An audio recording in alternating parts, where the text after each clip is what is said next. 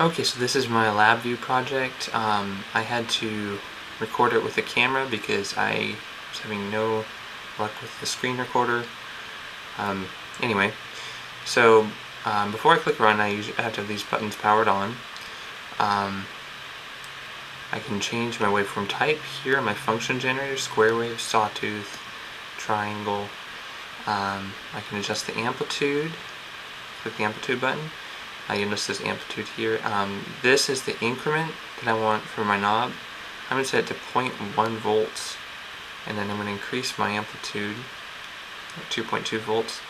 Again, same thing with frequency. I'm going to increment in increments of 10 hertz, so I can increment up to 1000 hertz. But just for purposes of this, I'm going to leave it there at 110 hertz. So I have an offset adjust, which I guess I'm incrementing in 10 volt increments, so let's try 1 volt increments. There we go. I can also select noise, click noise, uniform white noise. You'll notice the units here. I can scroll through my noise types: Gaussian, periodic random, Poisson, and I can add noise to any signal. Going up to my oscilloscope here, I can trigger on my signal.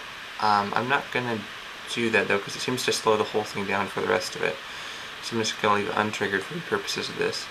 I can scroll out with my seconds per div. You'll notice that the units here change as I scroll that in and out. My volts per div, I can go up and down. Again, the units change. Vertical position, I can adjust that. I can also adjust my horizontal position here, which actually is possible to see without stopping it. Yeah.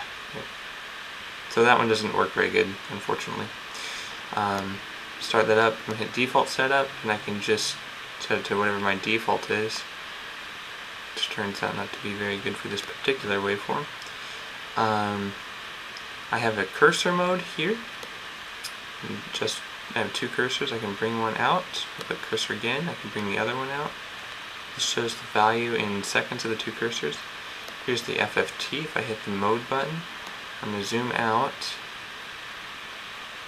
till I can see my, zoom in till I can see my signal. There it is, right there for my triangle. So I can adjust the amplitude. As I adjust frequency, you should see this move, which it does.